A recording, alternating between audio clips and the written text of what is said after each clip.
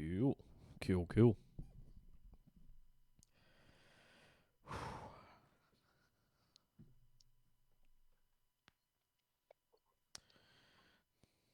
Alrighty, let's go.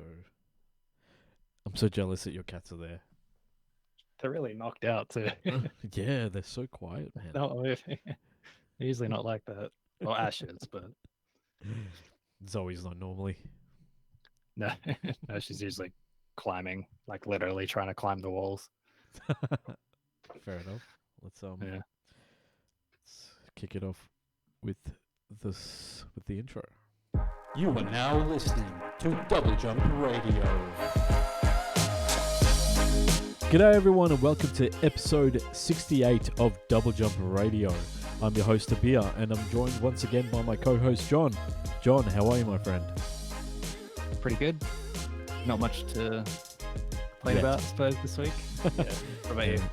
Nah, pretty good, man. Pretty good. Been super busy. The new iPhone's got announced, and for the first time in 11 years, I'm switching to Apple for my phone. So we'll see how that goes. Yeah, it's probably not something that anyone would really expect from me, but yeah, exactly. But hopefully that means maybe I'll get to try out Apple Arcade and try some different games. Oh yeah, nice bonus. Yeah, maybe I'll be the only person using it apparently.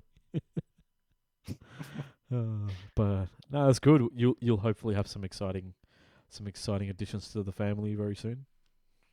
Yeah, we're getting a third cat. I don't remember why we're getting a third cat, but we are. And Because you can. Yeah, yeah, pretty much. We have like a good setup for cats. Yeah. So I think it's just like, oh, might as well get another one Do- because do- it should. If it works out, it Yeah. will like harmonize our pet setup. I think so. Yeah. So then your boy cat Ash can just chill and not have to worry about being like hyper.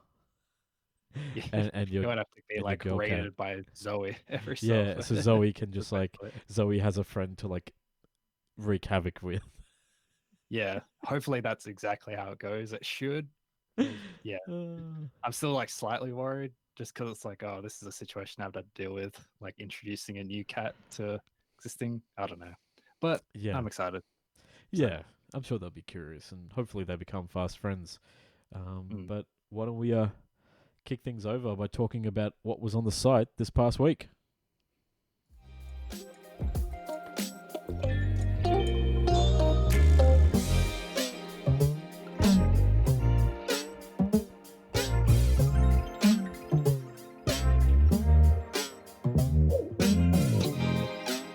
So, John, you wrote a nice little article about your time with Fortnite.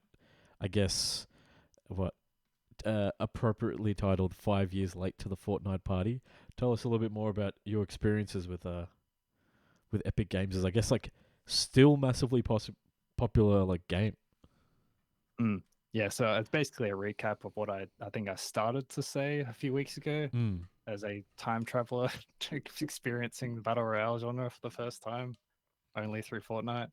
But it's basically just a breakdown of my first like exposure to the game in like a real way beyond just seeing it from the outside and just kind of gathering details from that. So it's I found it interesting. I basically just a lot of it just comes down to this is less of a competitive, high stress sort of game and more of a chill collectathon that happens to have other people shooting at you in it. Yeah. And it's interesting that you've only been playing the zero build mode because that's very similar to what I was my own experience. Yeah, there was like another podcast I was listening to where they said how like apparently there's been a sharp increase in people exactly like us going it's like, oh, that's exactly what I didn't want to do. It's bills. But I agree with your, I guess some of the things you found where it was just like you can just kind of drop in and out and not have to worry as much about the stress of it all and the I don't know. I feel like the other battle royale games are they're very hyper competitive, even in the casual modes. Okay, Yeah, because I still haven't tried any others, but it's like Apex still scares me because it's like, oh man, I don't want to be like. It feels like a game where I'd be pretty sold at it once I have a grip on it, but Yeah. it's too stressful and scary to start. I can say that Apex. I think Apex is a lot of fun, but I think the reason why maybe Fortnite is like a good change, I guess for me, is that if Call of Duty is too sweaty and too like it's too quick to die in Call of Duty, and it takes too long to get into a match. Apex Legends, it's a very fun game. The shooting feels great and everything. The movement systems are really good, but I think trying to understand and balance all the abilities kind of is like another layer of kind of strategy you have to think about. So that's why I think I like Fortnite, because it's a bit more simple. I mean, it's got a bazillion different items, but it's pretty much just like shoot things and just don't die in the storm. Like, Yeah, like a lot of it is, in my experience, it's like because it has crossplay and there's so many people playing it all the time. It's really easy to reach the end stages of any given match. Yeah. Like the more I've played, the more casual I kind of play it, so I care less about the outcome. So I am dying more often Yeah. now. But it's like it's it's a good chance. Like it's like there's not I don't like feel worse about it or anything. It's Yeah. just like it's such a different. It's just not what I expected. Yeah. Like so yeah. Like yeah. Because you started playing it a bit this last week. Like Yeah. is it your first Yeah. time playing it or? Yeah. Well, I mean, I think technically I played it on a PS4 like a few years ago. And then I was like, oh yeah, it's novel. Still had no idea what was going on. And then I think I tried it on an iPad, and it was like, oh, this is actually pretty.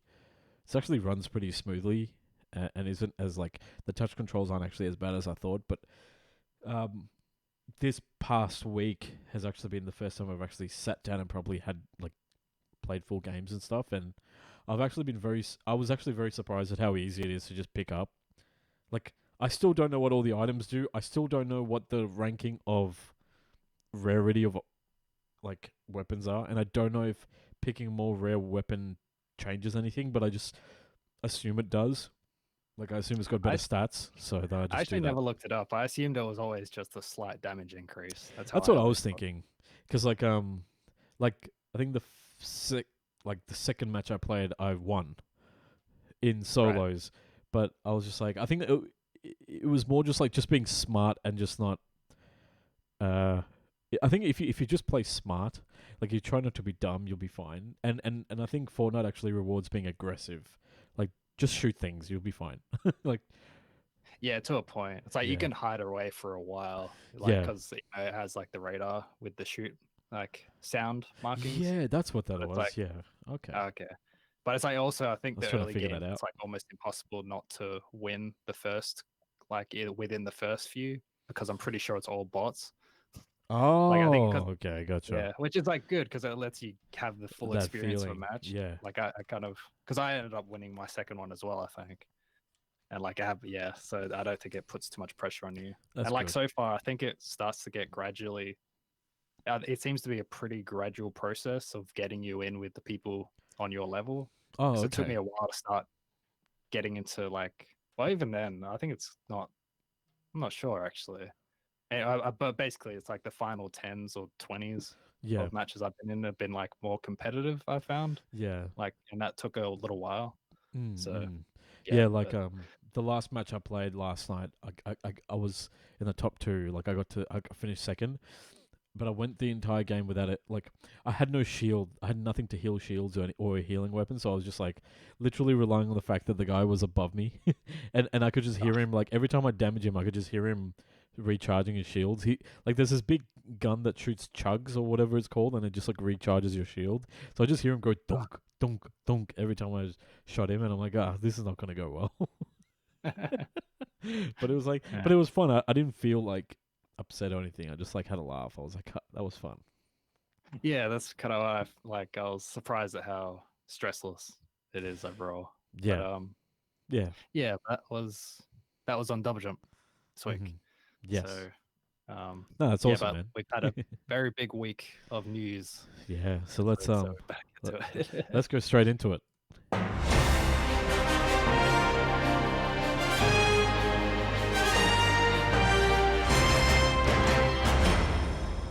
So like today, as we're recording this on the Wednesday night, Sony decided to host a kind of I don't know if it was like trolling or something. But basically, Nintendo had a Nintendo Direct scheduled for today, and then Sony like yesterday said, "Oh, by the way, we're going to do one too. We're going to do our own stream," and then. So we've kind of had a lot of news happen in the last 24 hours. So let's kick it off with today's state of play news. And the first big announcement was the official confirmation of Tekken 8, which looks freaking fantastic. It looks like real gameplay, considering like the way the animations are. Like it's like in engine, but like they've done some work with the camera angles and stuff. But it looks really good. And I don't know, but I think this is going to be the conclusion to the Mishima storyline, where if Tekken 7 was like Kazuya versus Heihachi, this father versus son, this is going to be the next battle, which is Jin versus Kazuya, another generation of father versus son. So we'll see how this goes, but yeah, it looks really nice. If this is how the final game will look, it looks really cool. Yeah. Yeah, it looks like it. Yeah. I think it was confirmed. I believe it was confirmed to be In real engine. gameplay. Yeah. Yeah, like you're right. Like I'm sure it's been glammed up a bit, Mm. but it's yeah, it looks like very impressive. It kind of reminded me of Street Fighter V and how that's using like a photorealistic style. Well, it's like stylized, but like it's used RE engine. That supports Street Fighter 6. stuff. Oh, what did I say? 5? 5. Yeah. But yeah, like taking it, like it immediately reminded me of that with all the like close-ups on the models, 100%. where it's like you see so much detail. But it's yeah, it's very impressive. It's nice to see like Tekken get such a big leap in visuals, because I think it's been a while since that's been like it's always gotten better, but I think it's been a while since it's had like a proper leap. Yes. Ahead. Definitely. Yeah, like 6 to 7, like they're pretty similar. I guess we haven't really had like a graphical leap since like maybe 5 is probably like when it came to the PS2, like the last of the PS2 games.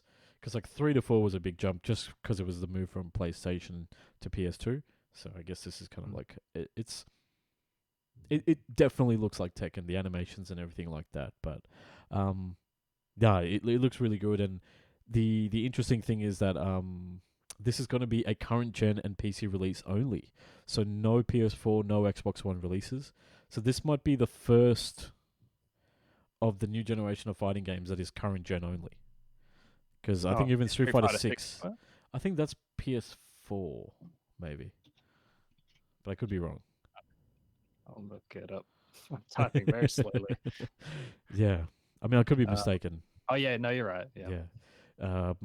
But yeah, I'll be very interesting to see. And the good thing is this is going to be coming to Xbox as well, which is huge because I think that's really going to help the player base, and I hope there's crossplay as well, because we really need that crossplay in 2022 for fighting games. I think is like kind of compulsory.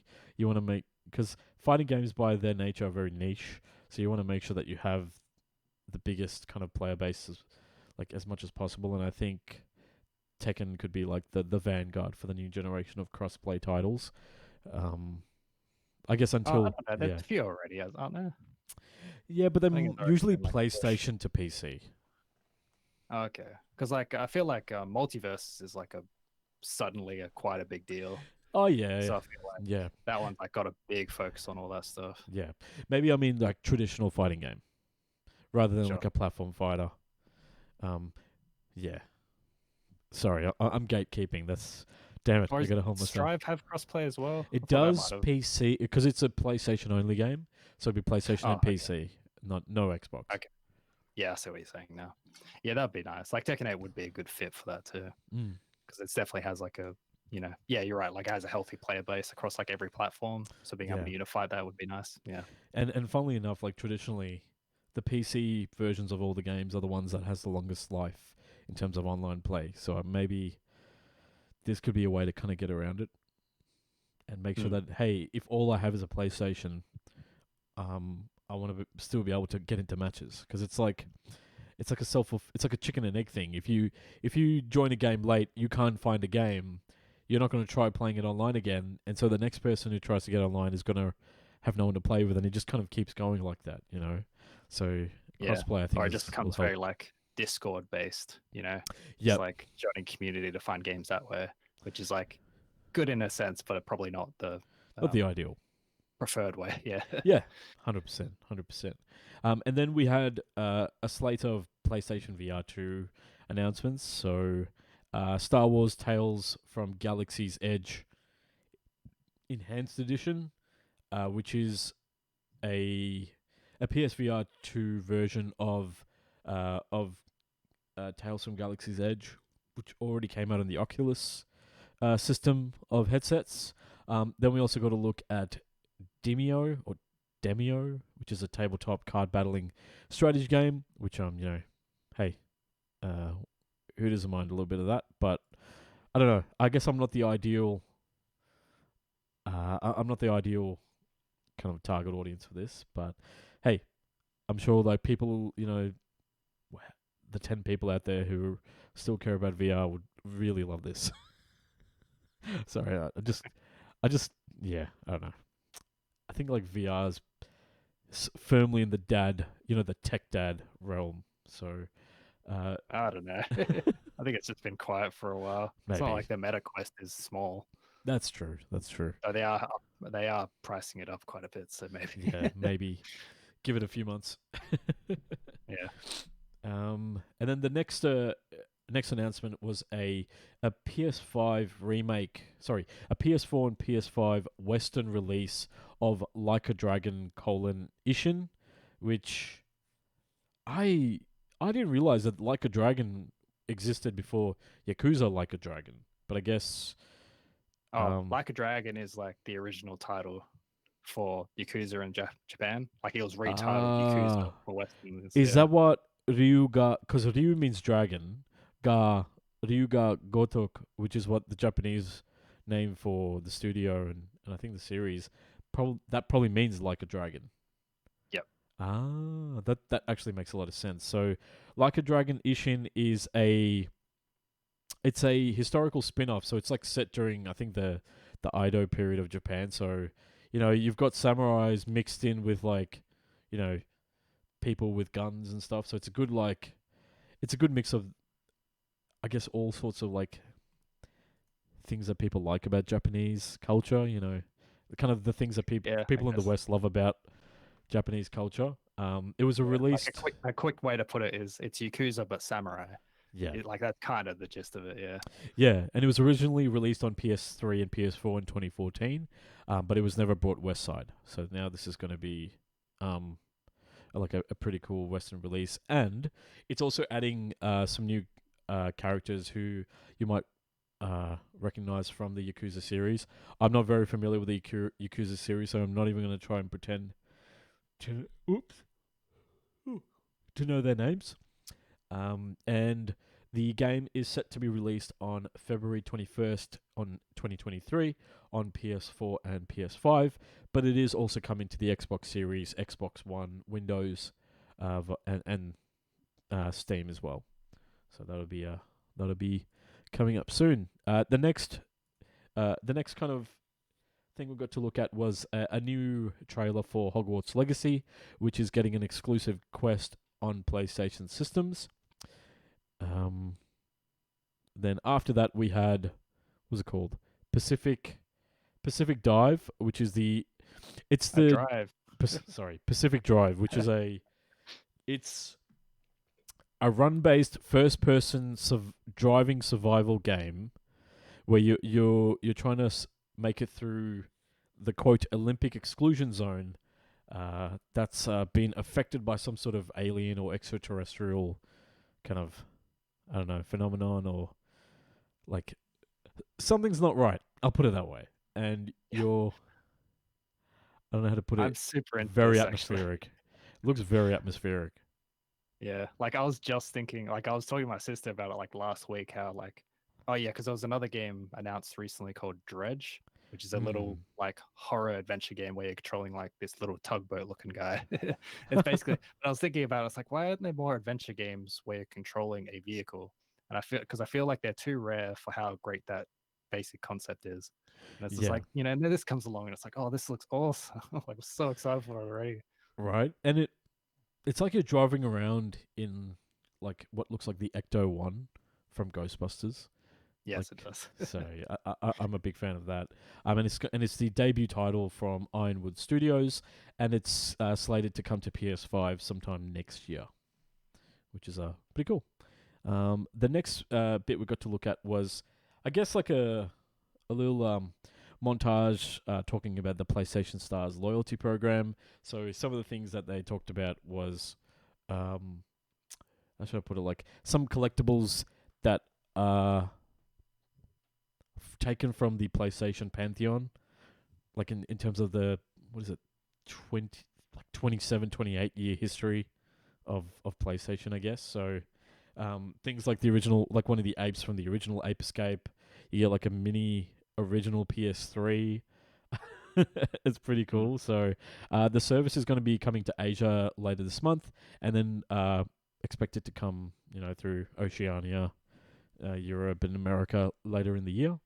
Or I guess at least starting this year. I hope so. The next announcement was the reveal of a mech combat game called Sinduality, which it's like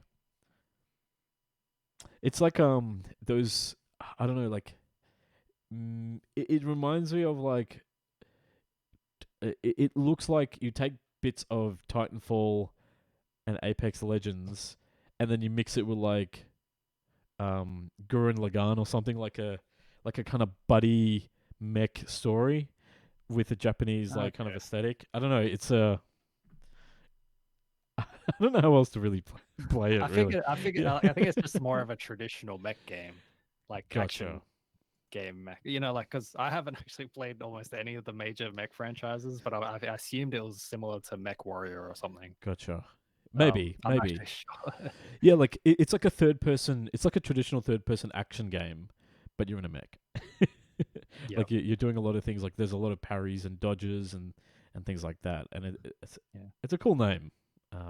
Yeah, and it's also one of those like cute little industrial-ish mechs instead of one of those super stylized anime mechs, which I'm very into as well. It gives off Diva vibes. Does it? I don't know what that is. Diva from Overwatch. Oh, right. Yeah, sorry.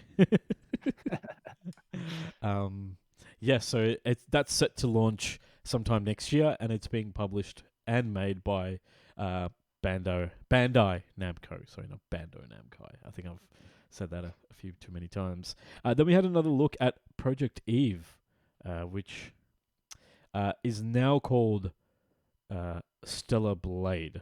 So Project Eve, I feel like, has been teased for like many years now, right? Like at least a couple of years, if not longer. Because we definitely saw it last time I wrote a write-up of a state of play. It was in that one, I think. Gotcha. Because I remember the only thing I remembered about it, which I was immediately reminded of in this trailer, was calling it creepy, and it still is creepy.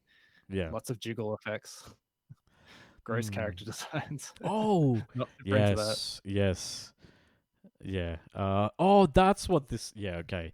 That's what I was like. Why does this look familiar? Yes, it was that kind of. Yeah, very very creepy anime styled. Like it was made by Team Ninja from like 2005. Like it's very DOA. Yeah, it made me think where it's like I feel like we don't see too many. We probably do. Maybe just like high budget ones. We don't see too many Japanese titles that are like so leery anymore. On like, or maybe we do. I don't know. It feels like I'm not exposed to it as often. Anyway, but this game is Chinese. And I was thinking, it's like, oh, maybe we'll see a lot more as China starts to, like, Chinese developers start to scale up into like such like high budget productions. I wonder if it will be kind of. I wonder if that will be a trend at all. Not to generalize, but it's kind of the only thing I could really notice about this game beyond how flashy it is. Yeah, like it's got like a, it's like a it's got like kind of a Bayonetta style, like Bayonetta with a like a near automata kind of art style, but yeah, definitely has like a Team Ninja like aesthetic when it comes to female anatomy. I'll put it that way. And it is coming. It's coming to PS5 next year, and as of this, I guess like as of this video, it's still labeled as a PlayStation console exclusive. So probably means it'll come to PC at some point as well. Mm-hmm. So I mean, Stellar Blade, I guess, sounds a little bit better than Project Eve. I don't mind it. I always like titles that are more evocative than literal. Though I guess maybe it's literal. I don't know. Who knows? There's something to it, though. And then we had a look at a new game, which is called Rise of the Ronin. It is, speaking of Team Ninja. Oh, John's letting out, I think that's Zoe. Whoop, Ash is up now. So, Zoe wanted to leave. No, yeah. You're meant to keep talking. Yeah, I am. I was actually commentating. I'm like, oh, Zoe wants to leave, and Ash is just hanging out. He's still in his box. Yeah, he's still chilling. Yeah. So yeah, we've got a new game called Rise of the Ronin. Speaking of Team Ninja, this one's a new action RPG from the very very long running studio now. It's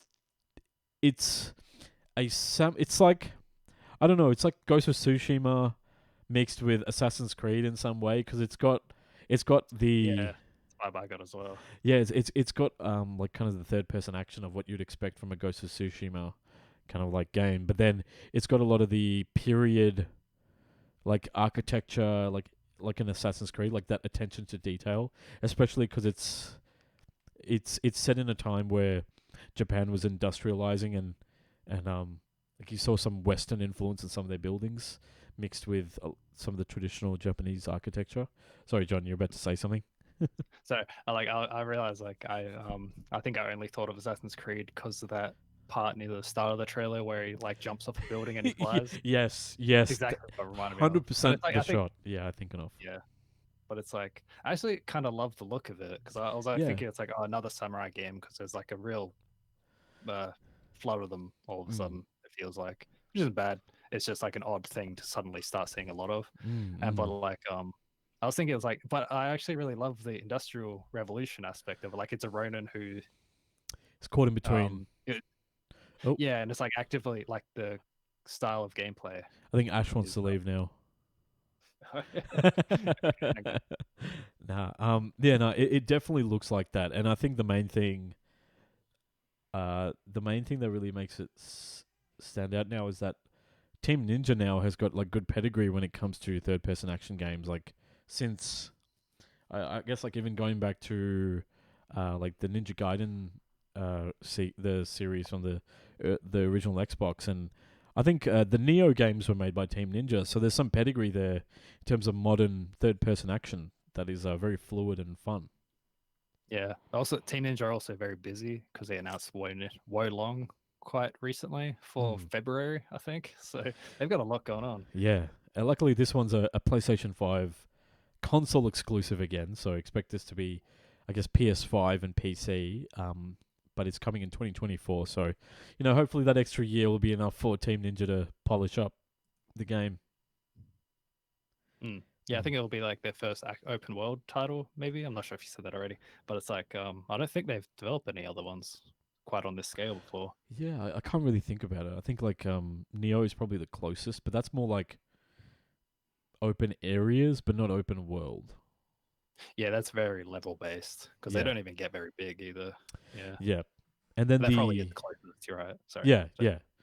It reminds me of Monster Hunter in that way, where it's like you're kind of like in an open zone, but it is like a level you load into.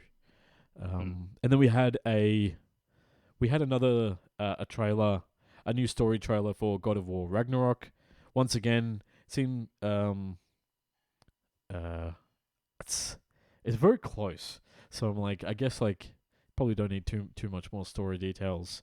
But I'll if you wanna, I'm not gonna spoil anything for you there. If you like, kind of want to go into this very like kind of without any spoilers or without any hints or anything like that. All I can say is that there's a very nice looking DualSense limited edition controller that was revealed prior to the story trailer that looks very nice. It's got kind of the blue and white motif that's kind of throughout the game, and it's got on the actual touchpad you actually see the symbols of two wolves, like a young wolf and an adult wolf, kind of symbolizing Atreus and Kratos. But it yeah it's yeah I I will just buy that controller just to have it. I wouldn't even need a PS5. I'll just put it on a shelf because it looks so cool. Yeah. Yeah, I'm not like yeah, I thought it was like a pretty solid trailer. Like cuz it's coming out in November, right? Like it's yeah, it is pretty soon. Like a couple months ish away. So it's yeah, it's like it's definitely a good trailer to get someone like me on board. Like as someone who's not especially excited for it in the same way a lot of others are, just cuz I don't know. I'm not like cuz did he end up playing the No, I original? didn't finish it. No, I'm up to Okay. yeah, I have no idea where I'm technically up to in the story. I've got to get back to it, but yeah. Okay. But like one thing it feels very petty the more I think about it. But one thing I which really ended up hurting my time with it was the loot system, like the equipment system. Yeah. I hated that thing. Like I felt it Yes. like harmed the overall pace It was and just annoying. like yeah, it was annoying. Like it's just like just stop giving me crap to swap onto. Like I just want Kratos to look like him, and I also got like the damage heavy stuff because I Yeah. didn't want to have like full clothes on because I don't think it's like I want Kratos to look like he does Yeah. with the just pauldron. Like I don't Yeah. want all bulky stuff. Yeah, and like I didn't even know half the things that like I didn't even realize there was a whole mechanic and there's all these stats and stuff about it. I'm just like it just kind of popped up for me like I unlock stuff and I'm like, "Oh, wait, I'm meant to be managing this system as well." Like Yeah, like I really didn't think like it ended up detracting from the experience. Like it detracted more than it probably should have for anyone else. yeah. But it's like it's all I end up thinking about the game. Where it's just like, man, I don't want to deal with that again, just because it Yeah. felt so annoying. It feels so annoying my memories. But But yeah. anyway, Ragnarok's coming out pretty soon. It's a Yeah. pretty good trailer. I am like it did work on me in that it's like, oh, I really could maybe I'll play it when it comes out. But we'll Yeah. see. No, it definitely looks great, and let's just say that some of the elements there get out of this world. I'll put it that way, based on what we saw in the trailer. But yeah, that's gonna do it for the state of play. John, how about we talk about the other major stream today, which was Nintendo's Direct? Yep. We're doing this in reverse order by accident, I think. Oh, yeah. Probably. Yeah, but no, it doesn't matter. It's like this was the one that was several hours before Sony's. It was quite a bit longer. It was 40 minutes. It was double the length, I think, of Sony's. Yeah, so let's just run through most of their announcements because I don't think I'm doing all of them.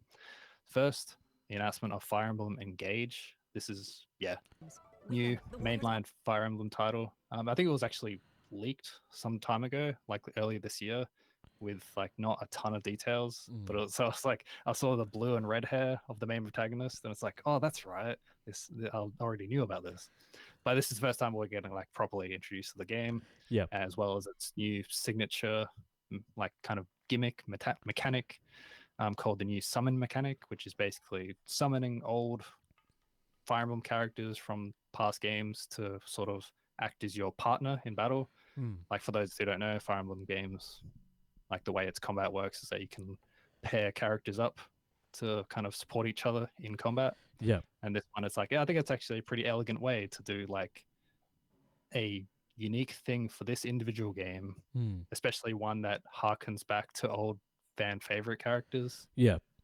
While also, tying into the actual gameplay systems. Yeah. Rather than just being, hey, look at this sort of thing. If you know what I mean? Fire Emblem Engage. Also, I will say I found the title surprisingly dull for a Fire Emblem title. I was kind of surprised by that. But and the logo. Yeah, The like if logo you said felt very corporate. Fire Emblem Engage was a like a dating sim, I'd believe you. Oh, maybe. I don't know. It sounds like something else. It sounds like a mobile game or something. Yeah, it But does. Yeah, something like that. if they It call sounds it like like a different genre is a good way to say they it. should have just called it like Fire Emblem Tactics or something. I don't know, something else, because it is like got Thing a you've more been doing for strategy. 20 years. Now Yeah, it's now it's in the title. now it's in the title for sure. Yeah, so Engage is coming out on January 20th, 2023. And yeah, so after that was the announcement of Octopath Traveler 2, which was actually spoiled by Green Man Games like 3 hours before it happened or something. Oh Which man. is funny. But it didn't spoil much else. Yeah. So 8 new characters in the same way, same setup as the previous game. So 8 characters that you kind of gradually, you start off with one, find new ones over time. Except this time there will be intersecting stories, which is like a new feature for this title. There will be overworld actions that differ between day and nighttime. And otherwise, it seems like it's more about taking what's worked in the original, polishing up what didn't, and yeah, I don't think there's too much that's like especially eye-catching beyond what you kind of expect from a title like this. But which is the beautiful art style and that tilt shift pixel kind of like perspective. It's such a cool visual style. Yeah, it is. But it's like I think like a lot of it is just like I didn't play it, which is a common refrain for this podcast, but like all I heard about it was being somewhat disappointed with that the game didn't really meet its potential in people's minds, because it's a really cool premise, like building a party over time and having characters interact and their stories interact over time, and the interaction part is the part that didn't really happen in the original title, and I like the idea that they're building on that. Yeah. So Octopath Traveler is coming to PlayStation and Steam as well as Switch on February 24th, 2023. After that was the announcement of Theater Rhythm Final Bar Line. So I think this is the first time we've seen one of these games since the 3DS entry. Yeah, because I can't think of like even a re-release on on the Wii U or anything like that. It might have been a mobile release actually. I'm not Maybe. sure. This one is very big compared to previous games. It includes yes. Yes, it includes 385 songs. And also includes post-launch DLC. I don't think that number includes the post-launch DLC with songs from Saga, Nier, Live Alive, and I think Octopath might be one of them actually as well. Yeah, I think the final number was like more than 520 songs.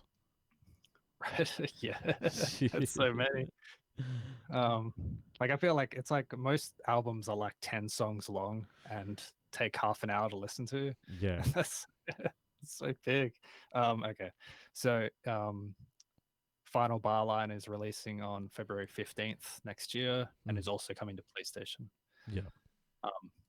There was the announcement of several new titles for the Nintendo Switch Online expansion pass service.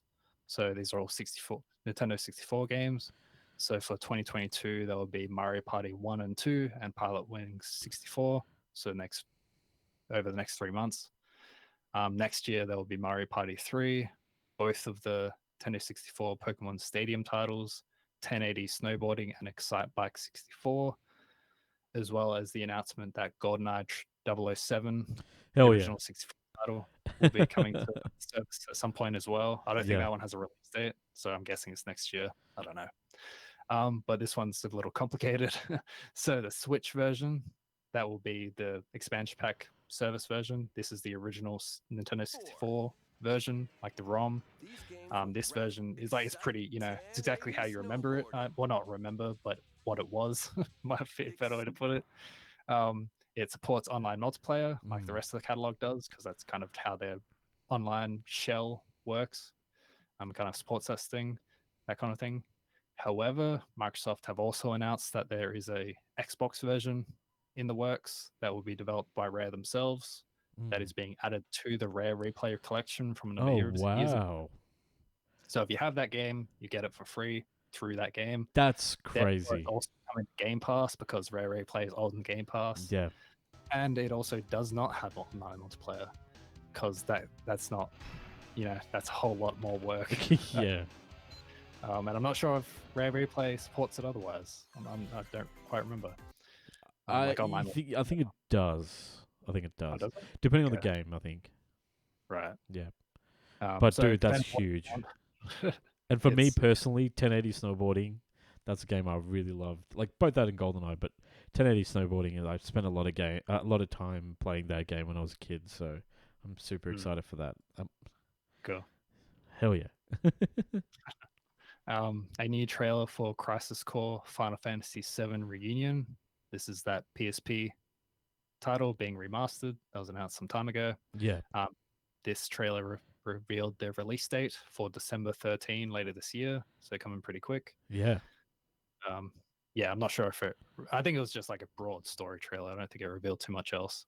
No. And that's coming to most platforms from what I remember, including Switch, because it's, yep. After that was the announcement of Pikmin 4 by Shigeru Miyamoto, who's apparently he loves Pikmin a lot. He always comes out for Pikmin.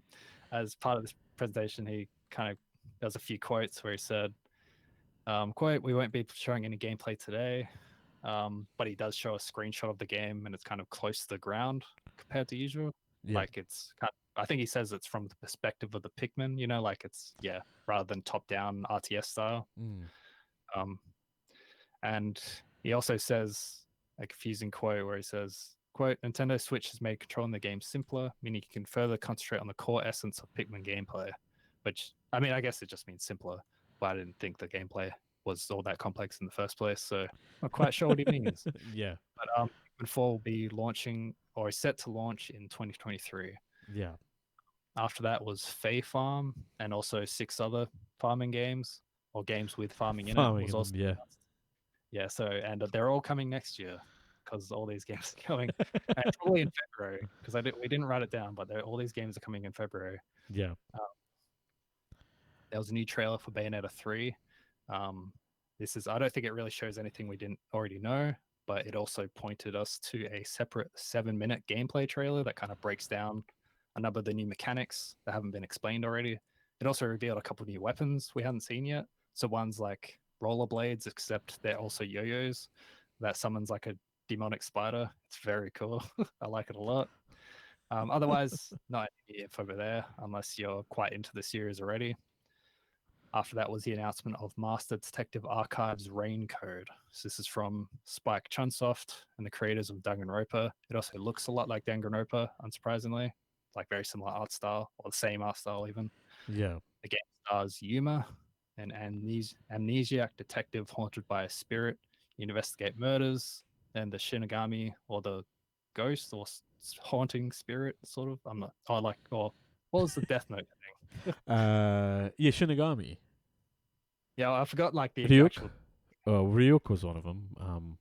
Yeah, no, I was trying to think of the definition. Is what I meant. Oh, like they're like they're like the gods of death, I think. Like Yeah, that's right.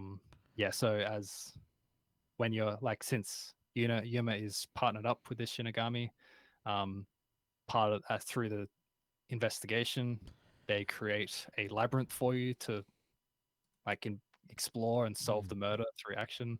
So it sounds a lot like Persona, except it's an outright detective game, and it's probably not quite as gigantically long as Persona games are. So I actually really like the look of it, but I think just because I'm always in on detective style stories. At some point after that, there was the announcement, which made me very happy, of Fitness Boxing Fist of the North Star. It's kind of exactly what it sounds like if you're, I don't know, a certain type of person. It's a rhythm-based boxing fitness game that's based on the Fist of the North Star series. I love what the hell, man? I was This smiling is so much. like I was so happy. Yeah, just go look up a trailer of it, or if it's playing already, I don't know. I've got it in the background. It's hilarious. It's just, yeah. Yeah, I think it's just something. It's like, if you want to, I don't think I could describe it well enough. So just check it out. I'll probably buy it if it's not too expensive because I'm really into the idea of it alone. Yeah. So Fitness Boxing Fist of the North Star is releasing in March next year. Yeah. There was an update of the Front Mission games, like the mech tactical strategy RPGs. I'm not even sure they're RPGs, but like strategy games. Yeah. More strategy, I think. Yeah, so 1 and 2 remakes were announced some time ago. So first will be releasing in November. Mm-hmm. The second will be set sometime for next year, and while also announcing that the remake of the third Front Mission game is also in development, so that will be releasing sometime after the second one, and that's it really on that. So Yeah, there's a lot. Yeah, so there was announcement of like most of the modern Resident Evil games for like cloud versions of Resident Evil titles, like modern ones. So this includes Resident Evil 7 and Resident Evil Village. They're both arriving on October 28th. And then Resident Evil 2 Remake and Resident Evil 3 Remake coming later this year. So I guess within the 2 months after that. After that was the announcement of Kirby's Return to Dreamland Deluxe, a remaster of the original Wii title. It adds a new copy ability called Mecha. There still includes like the 4-player co-op where you control Meta Knight and King DDD. Is that his name? Pretty sure it is. Yes. And that launches on February 24. February is very packed all of a sudden. It is, yeah. And then a remaster of Tales in Symphonia was announced. This is a remaster of the PS2 port of the 2003 GameCube original. It is coming early next year. I highlight PS2 port there because apparently this version added content to the game, but it also hard coded a 30 FPS limit, whereas the original had 60 FPS.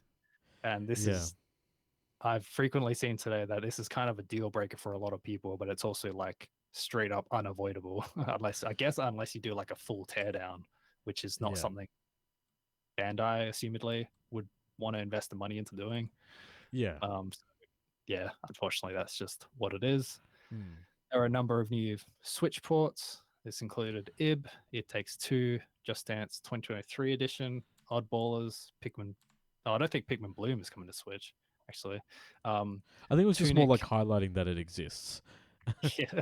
Me, by the way, Pikmin Bloom for 6 minutes. Tunic, SpongeBob SquarePants Cosmic Shake, and I think a few dozen others. There are a lot of Switch ports in this stream.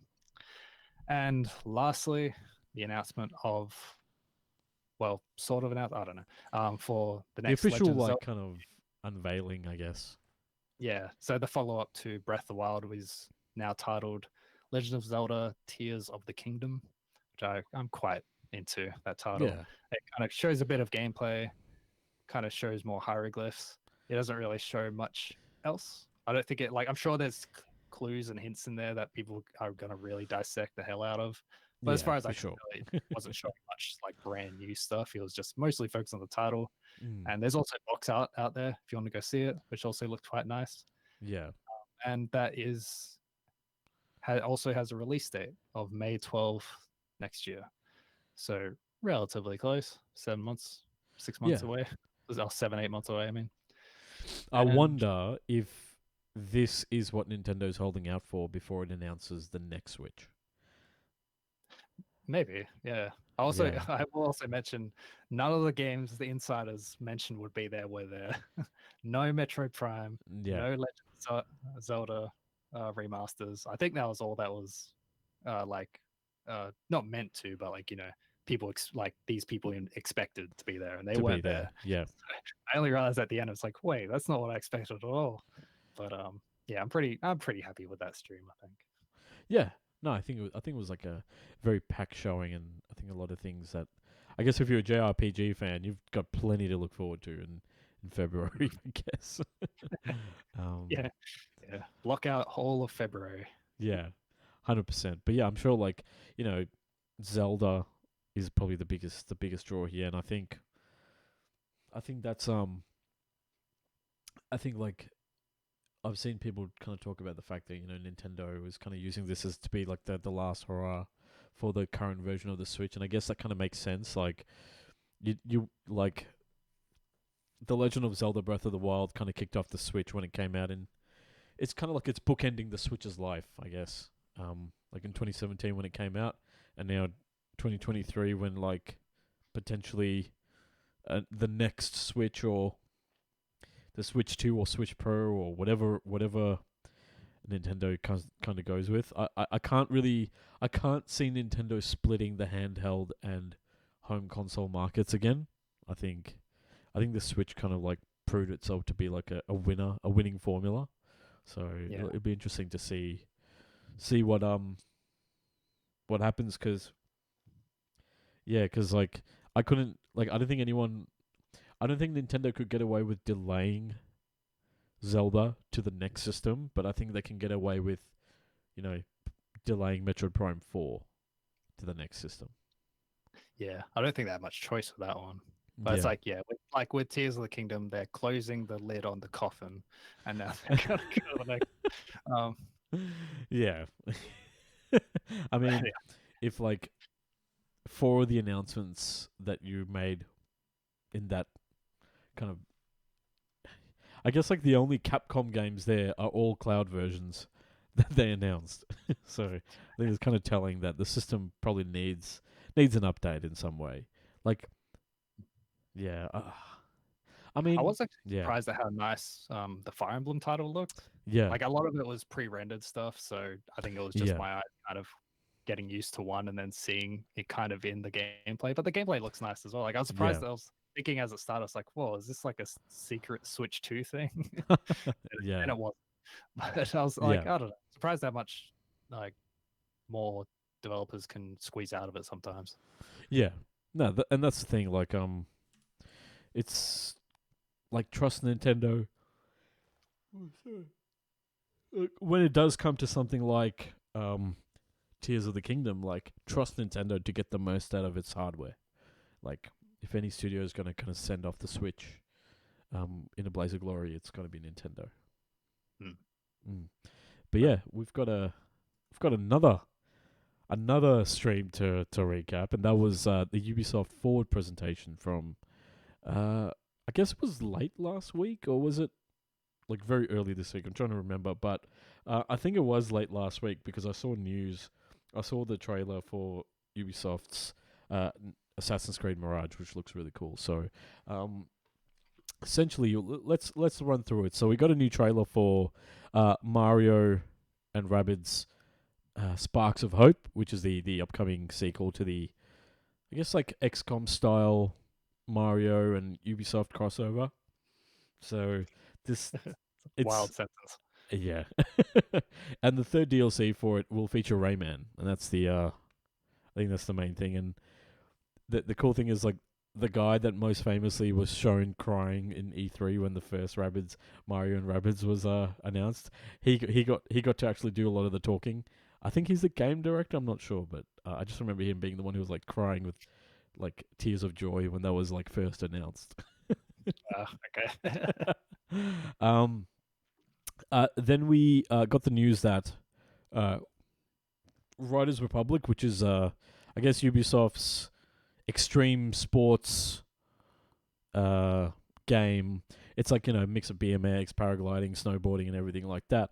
That is going free to play. So apparently maybe not enough people played it. So now it's going free to play, and hopefully that means that more people get into it, and I guess Ubisoft dedicates some more resources to it.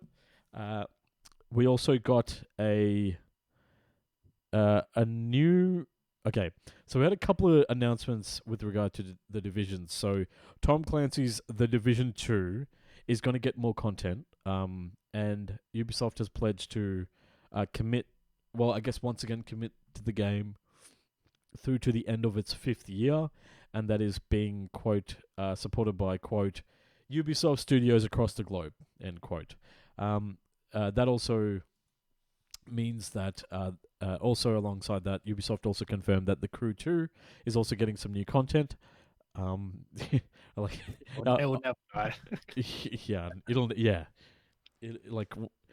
at the end of the planet, it'll be like, you know, leaky. It'll be like original Game Boys, cockroaches, and the Crew 2. It'll be an Xbox One running Crew 2 on The a Crew CRT. 2 on a CRT. Being emulated in a Tesla. Like somehow it's just running in the back of a Tesla because that's just how everything is. And then, so we got a pair of new announcements for The Division. So a new free-to-play multiplayer version, like entry in the series called The Division Heartland. There's no release date just yet, but you can register now for upcoming tests. I might actually have a look into this because playing Fortnite has proven to me that, you know, like third-person shooters can be fun, but I just need a wide field of view so that I don't get the motion sickness. I think that's the thing that's the annoying thing with Fortnite is that it's so zoomed. Like for a PC player, like it's very, because you're sitting so close to the monitor, it's very like jarring. Whereas I guess if you're sitting on a couch on a console a bit further away, it's not so bad. You probably want that kind of like kind of more zoomed in look. But for me, it's kind of like, yeah, I can play like maybe 4 or 5 rounds and I'm like, yeah, okay, I'm done. Like I can feel it. And there's also a new mobile title called The Division Resurgence.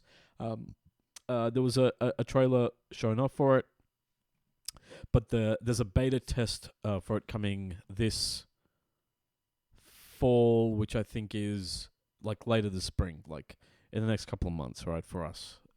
Right. And then we had a new Rainbow Six title that is set on consoles. Not consoles, sorry, on mobile devices. There's not much really to talk about there, but there is a closed beta for the game that is also coming later this season, later this spring. Another thing was Ubisoft announcing that it is partnering with Netflix for, I guess, 3 exclusive Ubisoft games. Just so you know, Netflix made a push into gaming a few months ago, and part of that was, bringing Into the Breach into like 2 mobile devices. But you can download the game standalone, but you require a Netflix subscription to like quote unquote activate them and play them. So this, I guess, is like continuation of Netflix. I have no idea. Like, I don't know how well the gaming thing's going for Netflix, but clearly well enough that it's like kind of trying more things. So this will be interesting. So the games will include Valiant Hearts 2, Mighty Quest, and a new Assassin's Creed mobile game, as well as a live action TV show based on Assassin's Creed, which if the movie is anything to go by, will be, great. Amazing. It'll be amazing. Yep. Yeah. I don't know, like, I guess like Netflix can be you very. actually seen it? Because I still haven't. No, I haven't yet. Yeah, I know. But I know people like The Witcher, so yeah, maybe we need to do that and then just like talk about it one day and just be like, look, because we need to get past this. Yeah, we do. Do it together. We do. Another announcement is Trackmania is coming to consoles and cloud services. So Stadia from Google and Luna from Amazon it'll be coming to those and consoles early in 2023, which isn't too far away. The next thing is that as part of a collaboration with Konami, Simon Belmont and Alucard from the Castlevania series is going to join Brawlhalla as playable characters on October 19. So like a little treat for people who are still playing Brawlhalla. And then we had a whole bunch of stuff from Assassin's Creed. Number one, so much. Okay, so the bit that I really loved was the fact that we got the reveal for the next, I guess, mainline Assassin's Creed game, which is called... Maybe. It seems like because it's like it was based on DLC that's been spun out into its own thing. Gotcha. But I am excited for it, so it's It hard to looks tell cool. what it is. I Kind love of. it. Like, I was pretty yeah. disappointed not seeing gameplay. Yeah. I was expecting gameplay. And Yeah. It's like, oh, okay. Like I'm very curious about it. Yeah, I really liked what I saw from it, which is it's called, let's see. So the game is called Assassin's Creed Mirage. It is starring Basim Al-Ishq, I think was his name. I'm trying to remember, but basically he was a reincarnation of like one of the ancient prehistoric alien races that kind of act as gods in the like in the lore of Assassin's Creed. Too much. It's too much for me. But apparently, like this is just like this is set during the same time as the original Assassin's Creed. So during like, I guess it would be Crusades era Baghdad, and it's set during the Abbasid kind of like the empire that was ruling at the time, and it follows the, I guess they're called the Hidden at this stage / the Brotherhood. So the kind of the League of Assassins has been established by now, and I guess you're playing as the newest recruit to the cause, and it from what's been told so far, and from what was I guess teased in the trailer, is that it's much closer to the series' stealth routes from the original game versus like from Assassin's Creed 2 onwards, where it was just basically just murder, just murder in the open. So yeah, I actually didn't. I actually figured it was like 1 till whatever that last one was called, Revelations, because that's kind of when it ended. well, that's the Desmond arc. Oh, Unity, I guess. Was Yeah. the last one in that vein. But yeah, Yeah. no, like it's interesting actually. I didn't actually think that would be like that, because I know it's meant to be evoking the first one, but it's like I didn't think it's like, oh, that's right. It did play a little differently, didn't it? Oh yeah. And remember, like in the first one, there was so many like missions where you're tailing each other, and you're just kind of you're like sitting on a table and you're like listening in on conversations, or you're stealing maps from guards so you can figure out what route to take for the next mission, which is like an assassination during an event, and you're like looking at the kind of patrol routes and things like that, like kind of planning your next attack. And I think that kind of went away after 2. Yeah, I said it's been a while. Like I actually played the first one so much, and then like I played it a lot, but I got in my head. It's like because I said it like I said it like I didn't know, but I did, like I just don't remember the details of how those games work. But it's like the only thing I remember about 2 is being extremely excited for it, and then being very disappointed by it, because I was imagining Hitman in Vienna. Yeah. Venice, I mean, sorry. Yeah. And that's I didn't get it. And Yes. it's just like I think that's how I played the first one, even though I'm not sure it was quite built for it. But I think it was at least closer to it. Yeah. And like in this one, you've got the thing where when you assassinate someone, you kind of go into that dream world, and then you take the feather that like dip it in the blood of the victim, but then like the teaser at the end of the trailer is that you're in that kind of dream state or whatever, but then like you start seeing like ghouls appear out of the ground, so like there's something happening. There's like some supernatural element there. Like maybe there's like a horror theme to this as well. So that'll be The Animus has got zombie DLC. so it's zombie blood cells got into it. Cause like I feel like there was so much of the first game that was outside of the game, where you're literally like in a bathroom looking at pretty much like a black light with like all these scrawlings on the wall, and then like walking and then going through to like the desk and reading through everything. And remember, like, dude, wasn't Kristen Bell like the voice actress and the like? Yeah, wasn't it Kristen Bell who played like the scientist? Yeah. Like, I'm just like, so much of that was like, Desmond. And then like the whole thing where it's like the main character was like talking to you, like through you to Desmond, or through you to the player, and it was like trippy. the way that game, the direction that game went was so different to the way like all the marketing and everything kind of portrayed it, which I think was really, really cool. It's like, yeah, I actually don't remember that part of it. I feel like that was definitely at an age when I wasn't aware of that. I think Yeah. I was probably just drawn into the cover. Yeah, and the knife. the knife. You just go in, just like you jump and you land, and your knife is like through someone's throat, and you're like, yeah. Yeah, now I'm just like, my head's just exploding. I was like, oh, he has a knife in his wrist. Yeah, and they show it in this trailer, like the bit where they actually chop off the ring finger, so you can actually have the I forgot blade. about that. Yeah, because I think that went away. I think that was the thing that Leonardo da Vinci did in like number 2, so you don't have to chop off your finger. I think that was like the innovation. Also, another wild sentence. Yeah. Like, you're exactly right. I was just like, it's still funny saying it out loud. Yeah, and I think it's the voice of Savathun in Destiny 2 is the voice of the kind of the mentor character in this. Yeah, Shore Agdashlu. Yeah, she's, I don't know. It's a. I feel like she was in other shows as well. I think she was also in The Expanse and stuff. So like she's got a very iconic voice.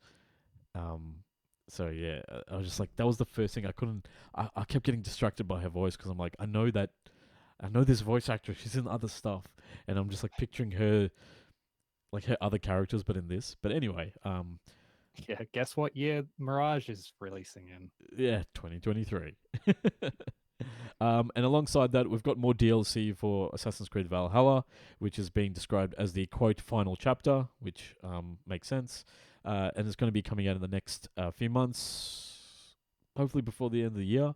So I think Assassin's Creed Valhalla came out a couple of years ago, because yeah. So I think both Valhalla and Origins got a lot of kind of post-release content. Like, I think Odyssey. The Origins probably was a while as well. Oh yeah. I'm not even thinking about Odyssey. So there's Origins, Odyssey, and Valhalla, and now 7 more. Yeah, okay. And then the next thing is that there's a new Assassin's Creed mobile title, which is separate from the one that Ubisoft is working on with Netflix, and this one is going to take place in China, just like those. I think it was like Assassin's Creed Stories. Like it was like those spin-off games for like I think even like the PSP or 3DS, where it was like a 2D kind of side scroller. Not 2D, it was like a 2.5D side scrolling adventure. And this one is called, it's currently codenamed Jade. And it is a created character game, so you kind of make your own assassin type person. So probably an excuse to sell like costumes and things like that. You know, maybe I'll play as Darth Vader in an Assassin's Creed game, because it was that's what we want. Yes. and then there's also a new Assassin's Creed game being set in Japan. It's titled Codename Red. It's being created by the team that made Assassin's Creed Odyssey, and it's Ubisoft Quebec who's working on this. And then Ubisoft Montreal is working on another new flagship Assassin's Creed game called Codename Hex. And according to a kind of speculation, it's going to be about the Holy Roman Empire, which I think was I think that's been like kind of rumored for a long time now. And according to a summary from Games Radar, is that one of the rumors that reported by Bloomberg is that the game is set in Central Europe during the 16th century, which was, you know, a very important time in history for Europe, where there was a lot of mass hysteria gripping the continent, as 80,000 people were being executed, all for the crime of being in league with the devil. So a lot of, I'm pretty sure this is like during this is like just predating kind of the Salem witch trials and stuff in the US. So, very interesting time for Europe, and probably a good good like fodder material for like, you know, the intrigue of an Assassin's Creed game. So all these, I'm yeah, really into that one. I'm Yes. very drawn into that concept. Like, I mean, witch trials are like, it's a horrible thing that really happened, but it's like, it's such a like I feel like Assassin's Creed has not had a like atmosphere as close to something that teaser sort of hinted at Yeah. for like a long time. Like that's something Yeah. that's like, oh, like I'm super into almost any game that wants to do that. Yeah. So about it. It's crazy. So all these games are going to be set within Assassin's Creed Infinity, which is how should I play? It's a like a centralized hub to play I guess Assassin's Creed games going forward. So Codename Red and Codename Hex are going to be in there. And Ubisoft apparently is also investigating bringing back multiplayer to the Assassin's Creed series, which hasn't been there since Assassin's Creed Brotherhood, which I think that came out in like 2012 now. Like that's a long time. Like that is what 15 Assassin's Creeds ago, because or something like that. So yes, and John's just added that Assassin's Creed Unity had like a co-op mode. So either it'll be either competitive or co-op mode. Because like the whole thing of this event was like talking about celebrating the 15 years of Assassin's Creed, which sounds crazy to me because like I remember when Assassin's Creed 1 got announced. I remember watching that announcement trailer at E3 2006, I think it was. Like Assassin's Creed feels so young for how much of it there is. Yes. It feels like so much, and it's like you're only 15. You can't drink yet. What are you doing? But it's like I also want to say like I've seen Infinity like as a platform or a hub. I've seen it kind of compared to like the way Call of Duty does it, where like you load into Warzone and Modern Warfare, and it's like it gives you like a big stuff list suddenly of like all the games connected to it. I can see that being what it kind of is. I've also seen like I'm not sure if it was confirmed or not. I don't remember, but I think Infinity might also be the way that it detaches the modern storyline and kind of keeps it going on like a more game agnostic platform. Yeah. As well. Yeah, and also with the multiplayer thing, it's like if they're gonna do like Brotherhood multiplayer, as like service game separate, like you could just have it separate but have it just connected to all the other games while not having to graft it onto another one. Yeah. That will expire in 2 years anyway. Yeah. So that's my conception of it as the way it's described. Yeah. Yeah. No, that makes sense. Like it kind of gives more freedom to work with the lore, and that the batshit crazy kind of like lore of the series between the the in-game story, like the in-anima story, and then the outside anima story, like kind of those it's I still remember getting to the end of like Assassin's Creed 1 and I'd be like, okay, this is pretty zany. And then Assassin's Creed 2 just went off the fucking deep end with all that stuff, and I was like, okay, this is freaking crazy. Oh, that's right. Don't you like beat up the Pope in that game? Yeah, you pretty much like the Borgias and then the Pope. Zany, right.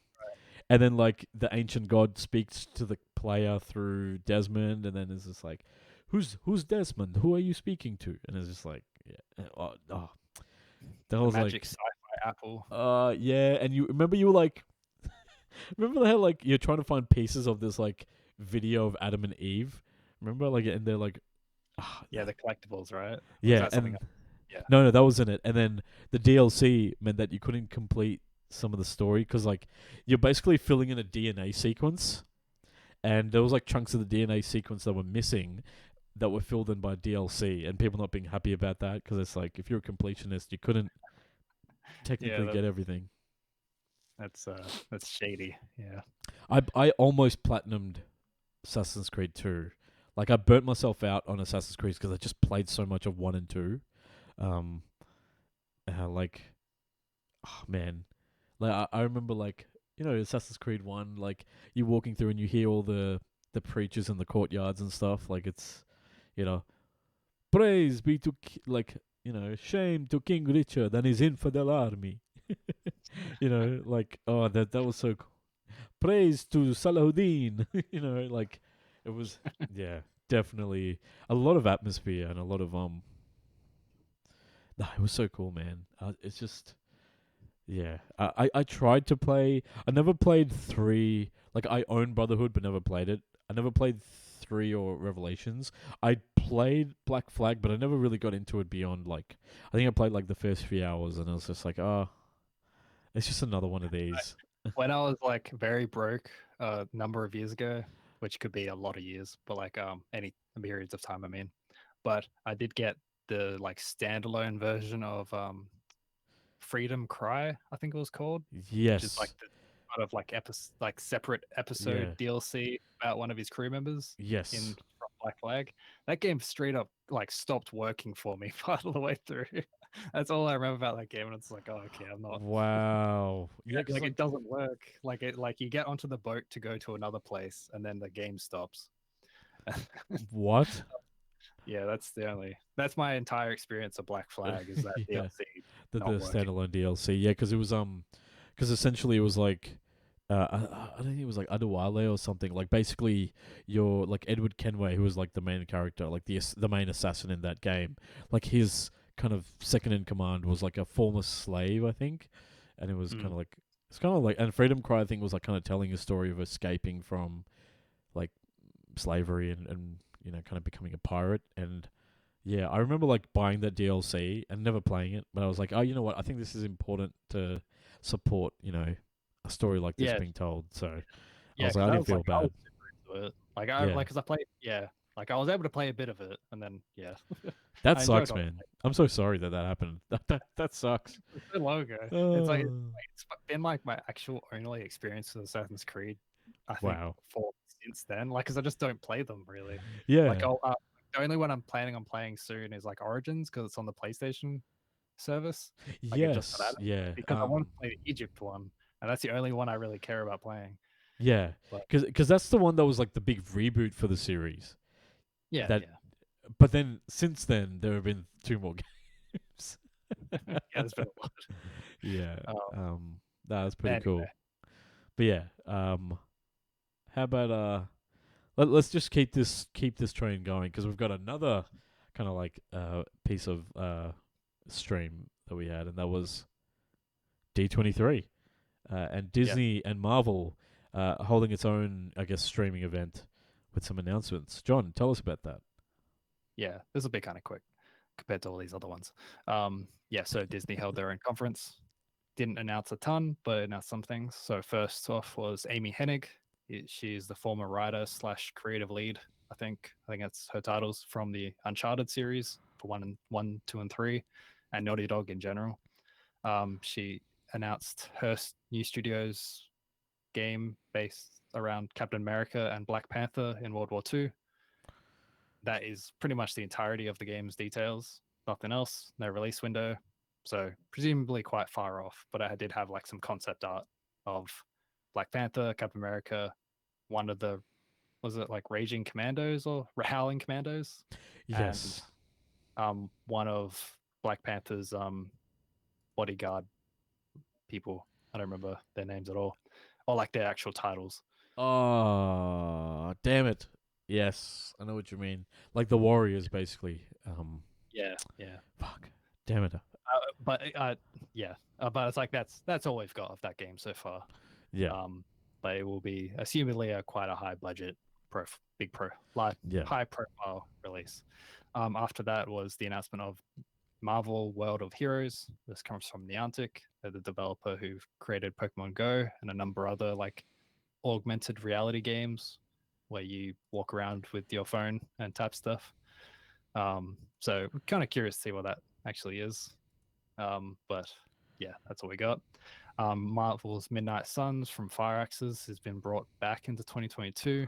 That is it's launching December 2nd for Xbox Series consoles, PS5, and PC. Last gen releases for PS4, Xbox One, and the Switch versions they're releasing later, so not this year. I kind of like ever since I don't remember what game it was, but I've kind of like ever since they kind of delayed the second. Oh yeah, Doom Eternal or something. Yeah, I think think that was the one, or maybe it was, or whatever. I'm just kind of suspecting that they're just going to quietly cancel it is, or at least the last gen versions, if it just takes too long. But Yeah. we'll see. Of Marvel's Midnight Suns. Yes, that one. Yeah. Yeah. But it doesn't matter. Yeah, so that's coming pretty soon. I'm actually like I watched some trailer for it kind of recently, and I was suddenly very excited to play it. I don't know what changed, but I'm quite like I was interested in it already. Yeah. But suddenly I'm like, oh, I'm actually very into Yeah, it. In like an current... XCOM mix with Marvel was pretty cool. Yeah, like it's and lastly, there was the announcement of Tron Identity, so a new visual novel based on the Tron franchise. It's coming from the developer BitHell Games, who the developer who made Thomas Was Alone. So that's coming to PC next year, and that is the entirety of D23 for this podcast. So not a ton. Like I hyped it up, but I don't think there was too much to really show. So yeah. No, that was actually pretty great. Pretty efficient summary there. So why don't we keep the efficiency moving forward? And John, EA and Koei Tecmo are working on, I guess, a project to take on Monster Hunter in some way. Yeah. So EA and Koei Tecmo, they partnered together to develop a new hunting game, like game in the hunting genre. Basically, it just means I didn't know it was a genre, but it is a genre. Like like Monster Hunter is too successful to not have clones. It's just that they're like entirely Japanese so far, which I guess this one will also be. But I guess it's like a bigger effort at taking it. Is Genshin Impact technically a clone of it?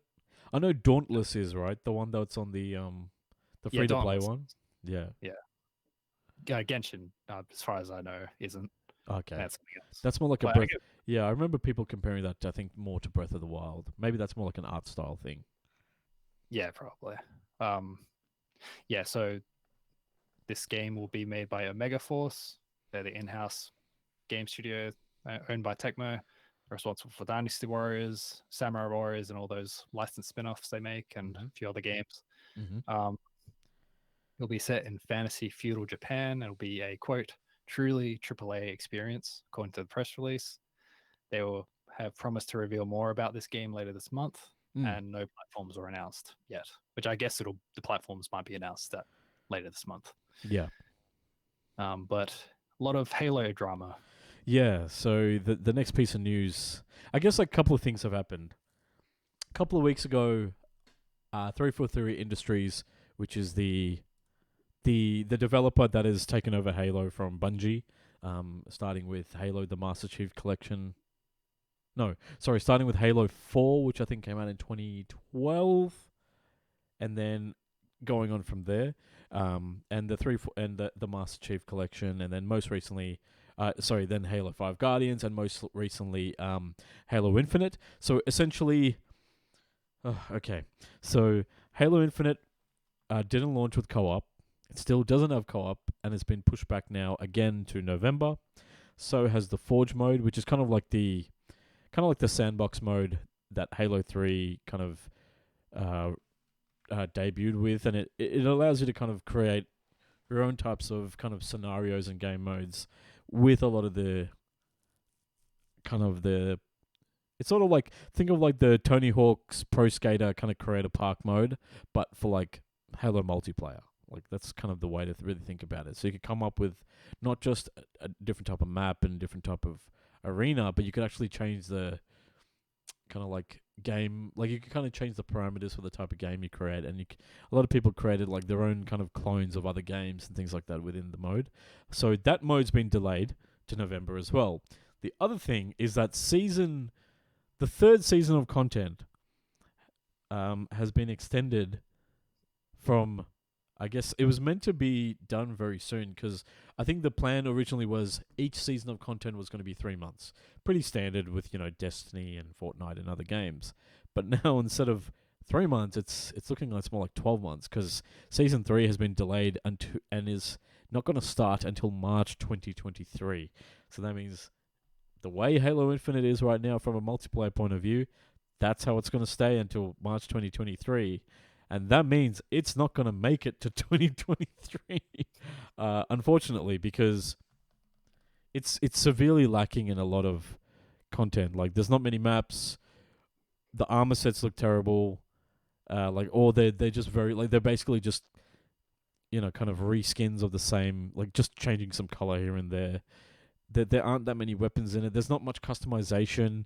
The monetization is it's very expensive to upgrade anything in it.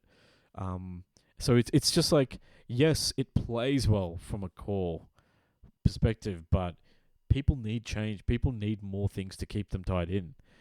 A handful of maps is good enough for maybe the first couple of months, but if you intend for this game to be a live game and to compete with the likes of Fortnite or Destiny and things like that, it needs more. It won't make it. And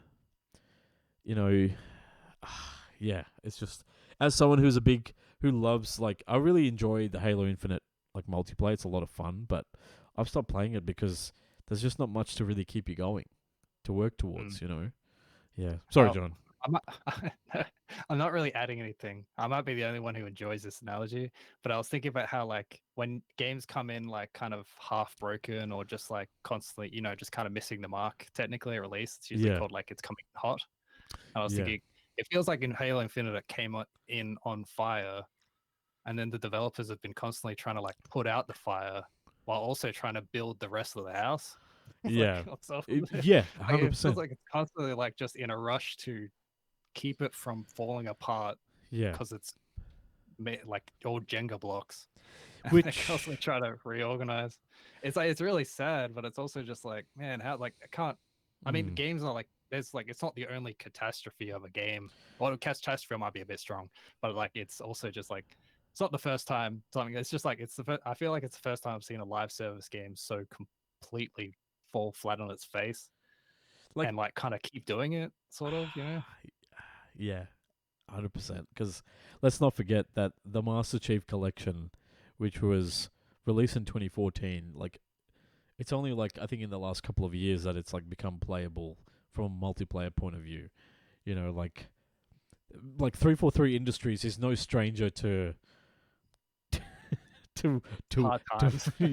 to like trying to put out fires and build a house around a, like, I guess what's left, like scorched embers of, like, of what used to be the frame.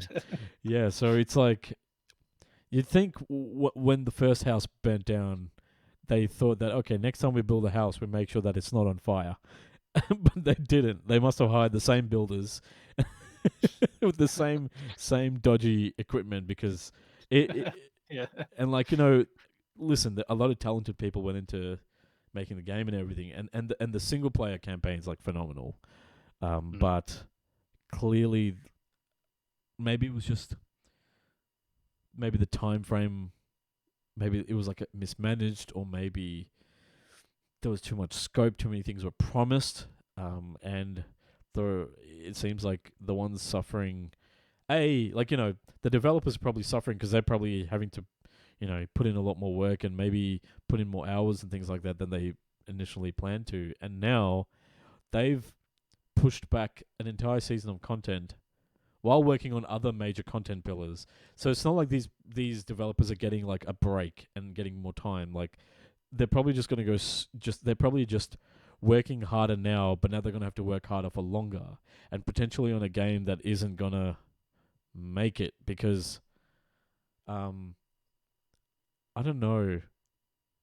I think in 2022, it might be too late to pull a Ubisoft and, bring success out of like a failed situation, or like out of a poor launch like, like Rainbow Six, like The Division, like Rainbow Six, like, For Honor, and, The Crew, what I mean? Like, yes, The Crew. So it's, I don't know, I'm just, as someone who's been really trying to find a multiplayer shooter that's kind of very well made and like fun to play and well supported, there really isn't much out there. Like maybe Apex and Fortnite, and I guess like Warzone, because Destiny 2 sure as hell isn't supported from a multiplayer point of view. So yeah, that's just disappointing to me. But in the wake of this and this past week, Bonnie Ross, who's one of the co-founders and kind of, I guess, she was the corporate vice. She was also the corporate vice president of Xbox Game Studios. Has announced that she's leaving the company. While she was meant to leave earlier, like a couple of months earlier during Halo Infinite's winter update. Winter update, which would be coming up soon. So that's where we'd expect to see the Forge mode and the co-op mode implemented. Due to a family emergency, she's taken the decision to step down much earlier. So yeah, it's not a good sign because she's just the latest in a string of, I guess, prominent designers and kind of developers leaving 343 Industries in the wake of Halo Infinite's kind of like launch woes, which I think is just unfortunate because people naturally leave a large project like this to work on the next thing or the next step in their career.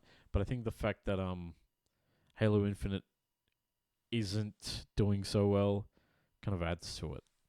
Just kind of puts a very like difficult to pass through lens, like a very murky lens on the whole issue.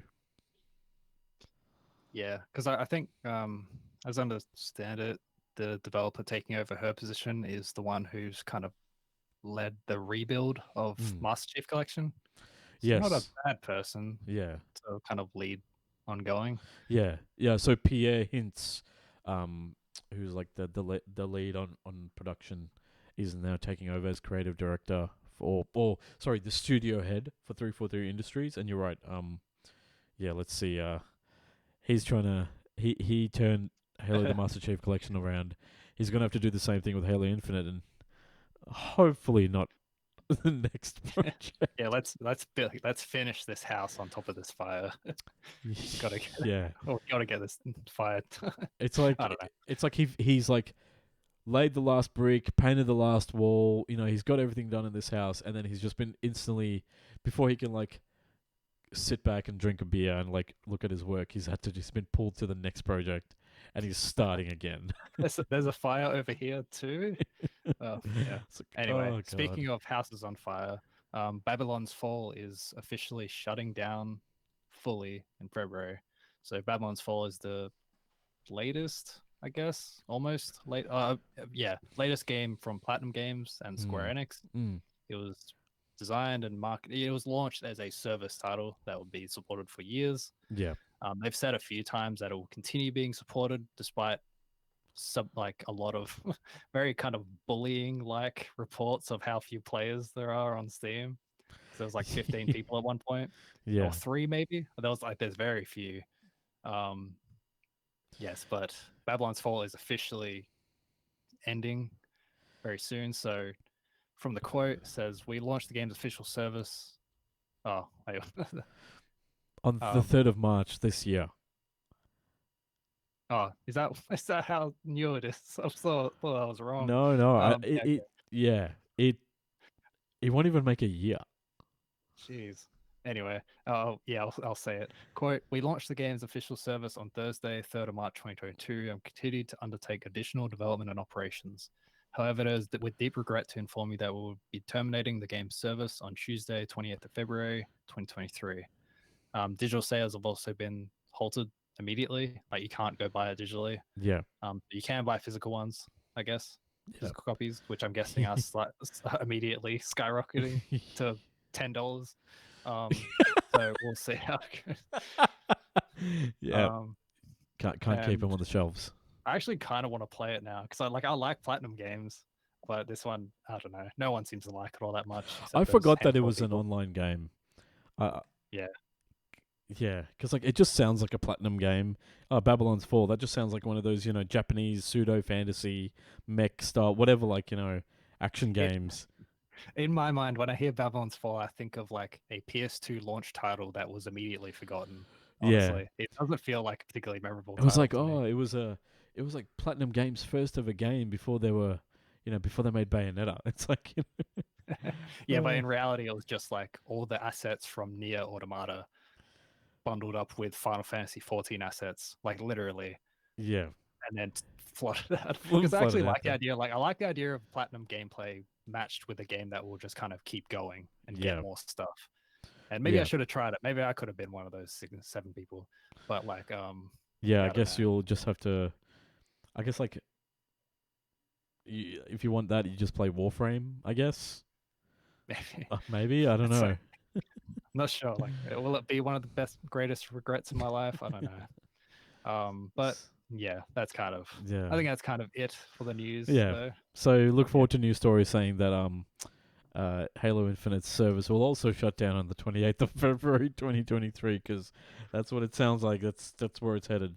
And one of my cats is here saying, "Stop talking about Babylon's Fall." Good idea. She is not happy. She's probably the last player left. Yeah. Oh. But yeah, Anyway. that's a lot of talking there. That's a lot of talking Yes. stuff we did there. But I guess like let's have a brief chat. Yeah. let's Very speed run brief this chat.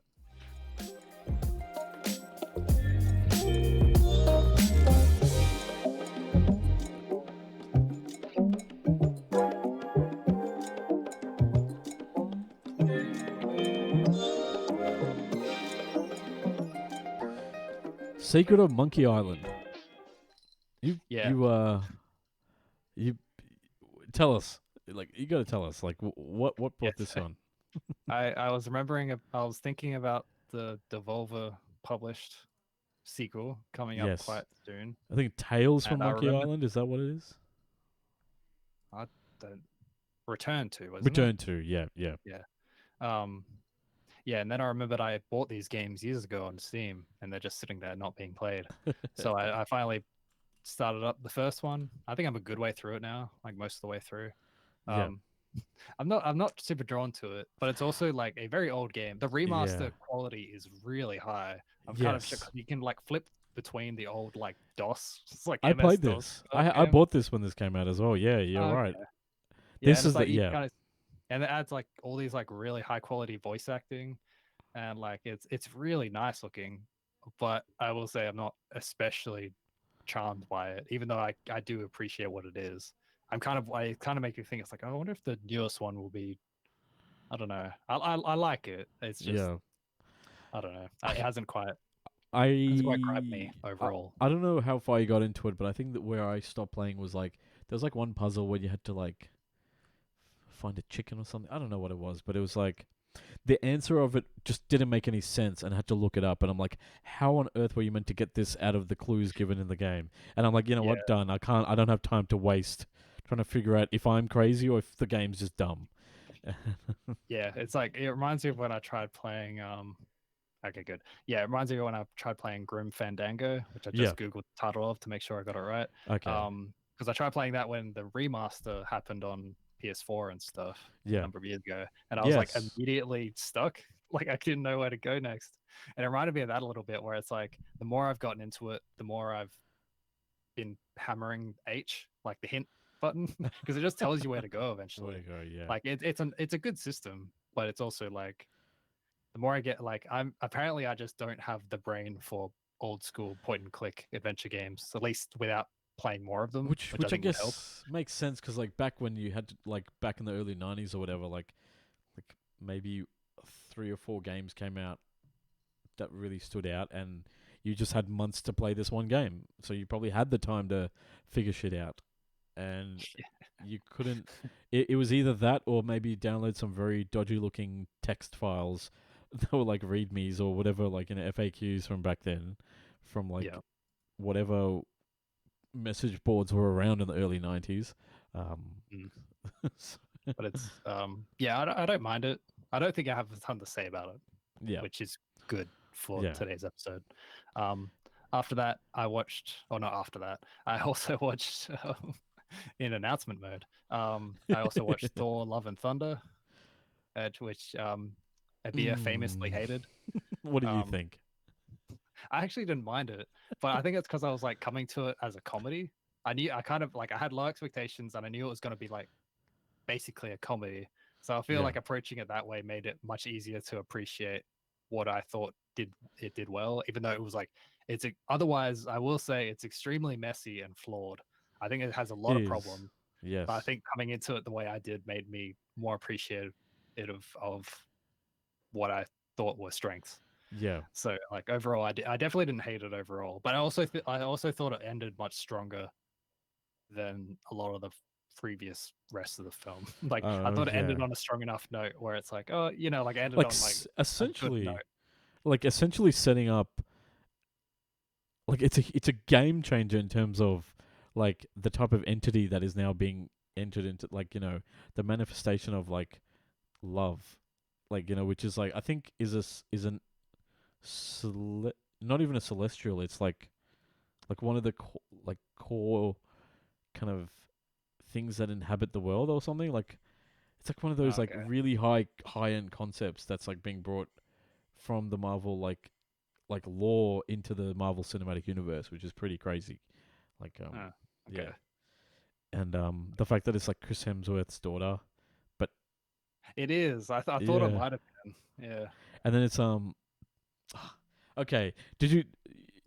It's like it went too, like, to me it was just like, I said it kind of went too far. It like went. It became like a parody of like. Yeah. What do you think? I get what you mean. I kind of agree to a point. I think I probably agree really, but that's just because I was expecting it. But it's also like that's as in like I didn't hate it or anything because I expected it. Yeah. But it's also I also felt that when it got into the last like 15 minutes and it really tuned up the drama and like kind of tuned down the comedy in a good amount. Like it didn't like completely undermine the drama much at all when it was because it tried its best to do it through the entire rest of the movie. No, it just didn't bother me as much as I thought it might. Which again, expectations. But it's like I thought like by the end of it, I thought it hit its dramatic notes without like on a broadly. Yeah. I do think it was like not to be a comics fan, but nerd. I mean, not to be a comics nerd.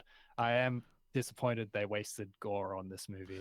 Because he's I'm not a huge fan of that arc personally because I felt it was very dark and it kind of clashed with a lot of the rest of the run. It didn't belong in this movie. In this. Like there was a lot going on in this movie, and I was thinking it's like I feel like this movie would have been better if you kind of got rid of Gore and replaced him with something more mundane, and not something so high scale, to like kind of let everyone else just have character problems and try and resolve them while dealing with a problem. And like having that would have felt really exactly. Like it would have felt like very episodic in a way that maybe Disney wouldn't have liked, which is fair. But it's also just like Gore is such a like he in the comics he is a ruthless galaxy universe destroying threat who is far past the point of caring about absolutely anything. Whereas and it's like I don't mind that it's different. I just thought it's like this is such a big villain. Like it's like one of the biggest modern Thor villains, as I understand it. Exactly, I don't think there's anyone that comes really close, and it's just like, this is a big thing to like kind of spend on. And like he's the God Butcher, right? And the thing is, like, it's supposed to strike fear into all the gods, but all the killing, he only kills one god, and that was like at the beginning of the movie when he just happens to, like, when a sword happens to come out of the ground. But like I was thinking that, but I think I was like kind of sold enough on that montage of all the corpses. I was like, oh, that's well enough because I know what you mean. But I also was like, I think because I kind of knew what I was getting into. I think I was like a lot of it just flowed well for me. What did you think about Russell Crowe's accent and like his depiction of Zeus as like a kind of womanizing, I will bumbling? say I don't really know any Greek people of Greek descent, so I'm not sure. Because I was thinking about it, because you mentioned that last time, and I was thinking about it like during his performance. Like at very least, Russell Crowe was having fun with it. Otherwise, I don't have the full comprehension to know how insulting it was. I think, and I think the training like the montage at the beginning of the film of him transforming from like Fat Thor to Fit Thor. I think that could have gone, like, that just kind of went by in 30 seconds, whereas, like, that could have been, like, an actual transformative moment for him, but that never happened. There's, like, a few things I could have worked with, but it's just, like, they had so much to run through so quickly. yeah, and then like Jane Foster, who's this like brilliant, like published astrophysicist, this and all that, and then it's just like kind of joking about you know cancer, and so it's just like it just kind of didn't like you're dealing with someone who literally murders gods because of their children. They lost their child, Yeah. and then someone dying from terminally ill cancer. Someone trying to rebuild the kingdom after their people, the remainder of their people were massacred. Like there's a lot of kind of like heavy things happening, and it was just like, oh, but by the way, there's Korg, and by the way, there's screaming goats for some reason, and then for some reason, and Thor's like somehow like he's got a kink for like inanimate objects, like. Oh, that was already a thing they were doing. I know, but like that was already in the last one, I think. Yeah. But like, yeah, like I will say, I don't think I realized quite. It felt like it was doing black comedy, except it actually wasn't. It was more like they were just mashing absurdist Taika Waititi humor with really dark context. They just stop. Like he just needs Taika Waititi just needs to stop. Just take a break, mate. Like you're not. Like just take a break. But but you've been watching movies as well. Yeah, so my wife and I we watched Orphan First Kill, which was the like prequel to Orphan, which came out in 2009, but this one came out like this just came out like a month or so ago, like earlier this month. So essentially, in the first movie, an American family adopts who they think is an orphan child from Russia, but it turns out that this child actually isn't a young girl. It's actually an adult woman who's escaped from a psychiatric hospital, but she's got some rare genetic disorder that stunted her growth, so that she always looks like a preteen girl, but she's actually like 30, in her 30s, and she goes like on a murderous rampage and stuff. And this is kind of like this is a prequel, and what I will say is that the twist to this movie was like something that I was not expecting at all. So there is something to be said about that. So like the Orphan movies, like they're not. I'm not going to say they're top class horror, but they're definitely up. Like they're good. They're a good bit of fun. I've heard this one was like either surprisingly good or genuinely good. Yeah, I think surprisingly good, and and then I guess like through that becomes genuinely good because it's like because you're not expecting the twist. It's especially if you've seen the first movie. This is such a twist that you're like, oh shit! Like you kind of sympathize with the bad person in this movie, and things like that. But yeah, like it's one of those movies that like you kind of sympathize with the person who's meant to be the villain, and you're like, wait, I shouldn't be doing that. But yeah. And then played some Fortnite. We talked about that at the top of the show. Been having fun so far, but I'm like, I think I'm getting dangerously close to having to spend money because I keep loading in as just like the generic soldier character, and I'm like, I want to be one of these references. Oh, dude! By the way, Uniqlo just officially released its Spy X Family collaboration. So there's a whole bunch of T-shirts based on Spy X Family. That I'm like, damn it! Are them actually good? Yeah, I like. There's a couple of them that are pretty cool.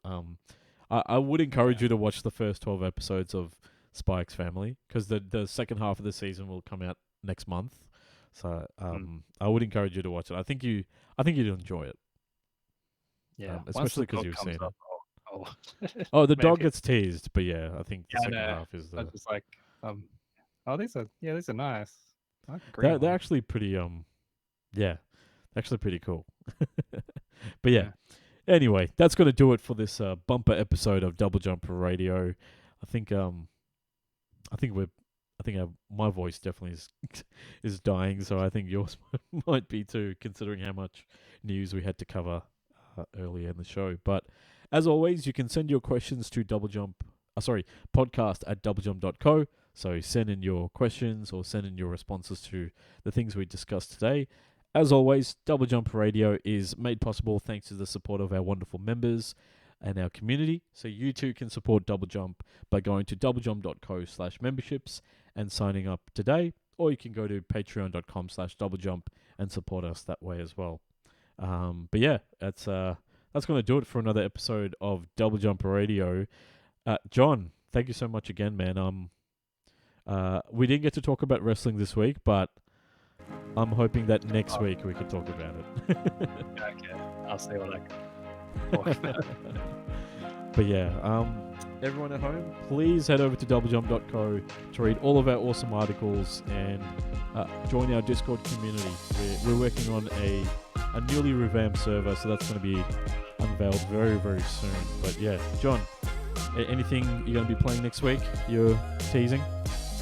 I need to play Splatoon because I own it. I haven't been able to play it. Well, there you go. Yeah, so I'll be playing Splatoon. Yeah. Awesome. Well, till next time. See you later, everyone.